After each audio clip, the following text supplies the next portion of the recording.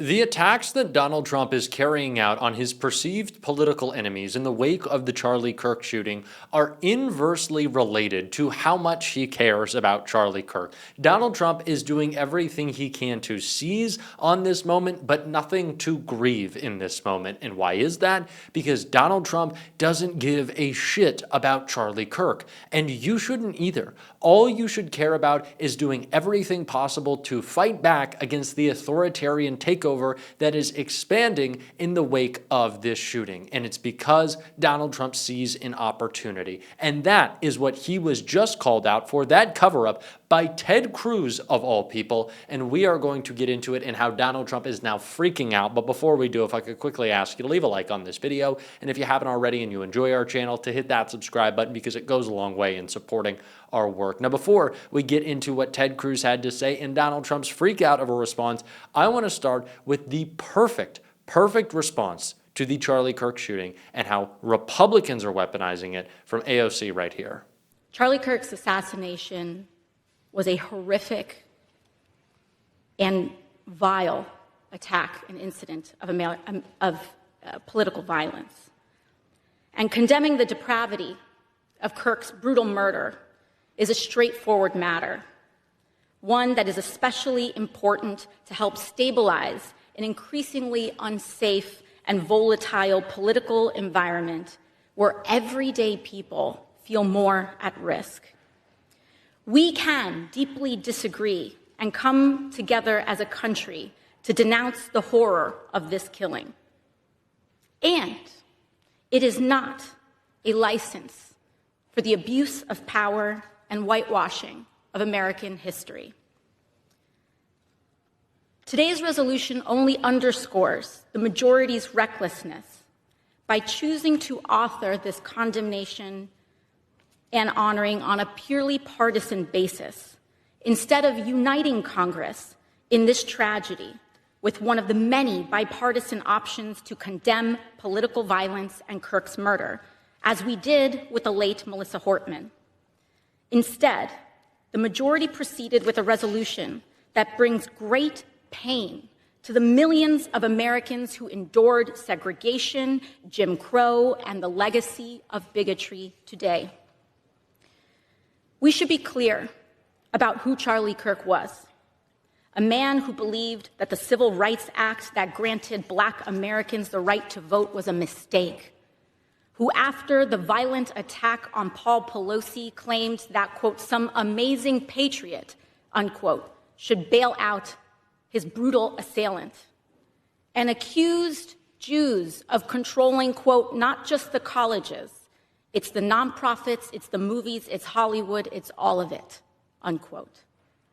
His rhetoric and beliefs were ignorant, uneducated, and sought to disenfranchise millions of Americans, far from the working tirelessly to promote unity, unquote, asserted by the majority in this resolution.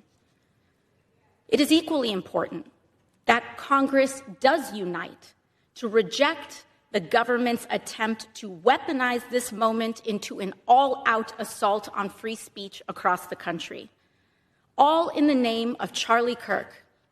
President Trump and the FCC are now cynically threatening to shut down ABC and any outlets who give airtime to the administration's political critics. This is a disgusting attack on the American people and the very First Amendment rights that define us as a country. It is also the ABC Corporation's responsibility to refuse to embolden and participate in this corruption and escalation of censorship. We cannot let the right lionize Charlie Kirk, to build this memorial of him on a false memory, that he was some civil rights leader, that he cared about free speech. Donald Trump is showing how much Charlie Kirk cared about free speech with his attack on free speech. These people had no principles. They were operating for political gain and for profit. And that is why Donald Trump has taken Jimmy Kimmel off the air, why he has forced ABC to essentially bitch out and do that, because Donald Trump knows that he has to suppress dissent. And Ted Cruz, of all people, called him out. Donald Trump didn't like it.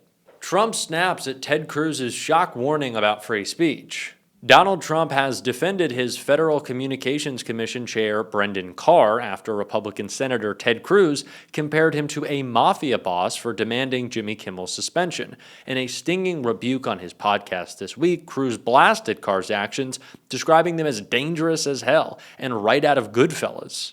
Let me tell you, if the government gets in the business of saying, we don't like what you, the media, have said, we're going to ban you from the airwaves if you don't say what we like, that will end up bad for conservatives, Cruz said. They will silence us. He added, warning what might happen if the Democrats returned to power and followed suit. They will use this power, and they will use it ruthlessly. But speaking in the Oval Office on Friday afternoon, Trump described Carr as an incredible American patriot who had shown courage for taking on broadcast networks that criticize him. I disagree with Ted Cruz, he told reporters. I think Brendan Carr doesn't like to see the airwaves be used illegally and incorrectly and purposely horribly. He doesn't like to see a person that won the election in a landslide get 97% bad publicity before the election. The networks have to show honesty and integrity. When they take a great success, like you often do, and you make it into like it's a loser or you put a negative spin on it, I don't think that's right. So I think Brendan Carr is a great American. The comments came days after Kimmel was fired from his show, Jimmy Kimmel Live, after making comments about the recent killing of conservative activist Charlie Kirk. Carr, a Project 2025 architect who carried out this attack, who Trump picked to chair the FCC, then threatened to revoke ABC's broadcast license.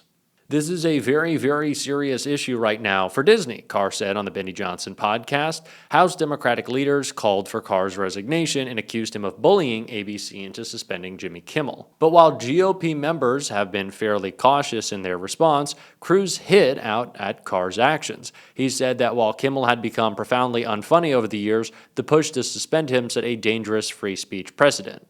I hate to find myself agreeing with Ted Cruz, but I'm not agreeing with Ted Cruz. Ted Cruz is agreeing with me, and Ted Cruz for once is saying something sane.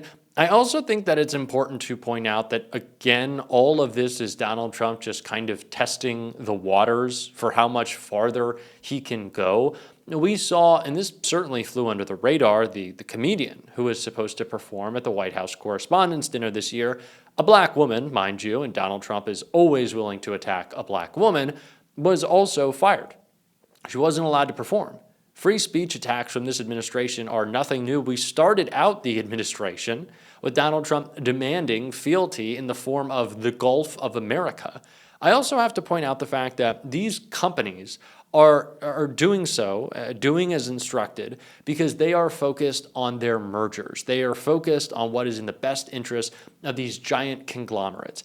ABC and the Jimmy Kimmel Show aren't successful in the marketplace if they beat out other late night programs or have higher ratings across the board for their television programs. That's not what makes a company successful any longer. At least under the Trump presidency, under these big conglomerates, it doesn't matter how good you are at what you do. That's not the marketplace that we're playing in anymore.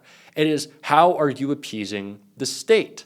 And that is something that for decades, Republicans have accused Democrats of wanting. State-run media, state-run businesses, state-run companies. That's what they're demanding.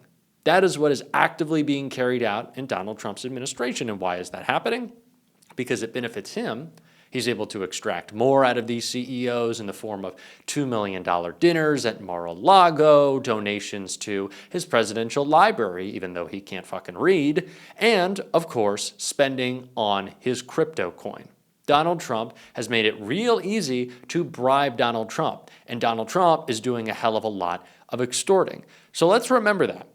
The next time a Democrat is in power, these CEOs, they're not your friends. They don't want what's in the best interest of anyone but themselves. That is what has always been clear. It's abundantly clear right now that the people with the supposed fuck you money aren't saying F you a lot. I'd like to hear it more, but they're not. They're bending the knee because they are as pathetic as the Republicans who serve Donald Trump.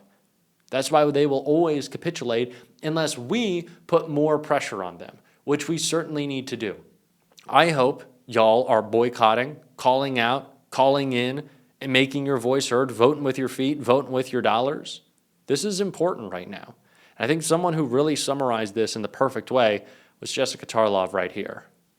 Well, the media and politicians and everyone, all the editorial boards of the nation's biggest paper, including the Wall Street Journal, that wrote Mr. Kimmel's words were only moderately offensive. We want to be clear that none of this justifies the right's resort to regulatory censorship.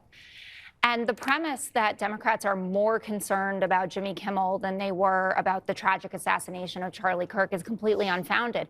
Democrats said all the right things that all of us felt about, that it was tragic, that violence, political violence, has no place in our society. And we were met with, this is your fault, and we are at war.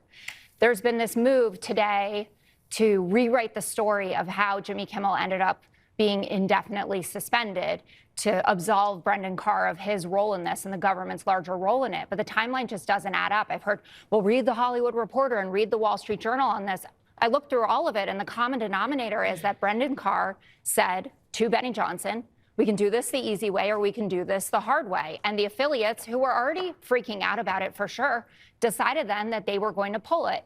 And so ABC and Disney in general, Bob Iger, had no choice but to do it. There are some smart Republicans that are cautioning them to come back from this line. Ted Cruz, of all people, who's the chair of the Commerce Committee, which actually has oversight over the FCC, said what Carr said there is dangerous as hell. Donald Trump wants us quiet. Donald Trump wants us to shut up. Donald Trump would really prefer it if I stopped talking. We're not going to do that. But I have to make it clear, something that I probably should have reiterated and specified at the beginning of this video. ABC caved because they thought it was more important to appease Donald Trump than to appease their audience. That's what we're seeing from a lot of these companies. But if the audience is more powerful, if they make it clear that it is not in their financial interest, they'll bend. What I can tell you is that you are the most important player here. Donald Trump cannot silence anyone if our voices are louder. We need this audience. Independent media, Brian Tyler Cohen, The Bulwark, Midas Touch, myself, we only thrive because of you. And I want to say thank you because you have always backed us up. And it is why we will continue to fight. I'm going to on this show. I'm a little bit more pissed maybe than I have been since starting this program. I apologize if some of the language is getting a little out of control. I think it's fine to tell Trump to fuck off every once in a while, so we're certainly going to.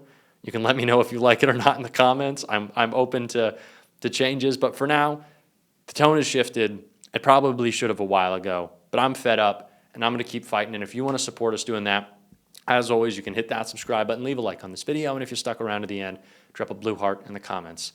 Keep on fighting with me. We're not going to let them silence us, and until next time, I'll see you soon.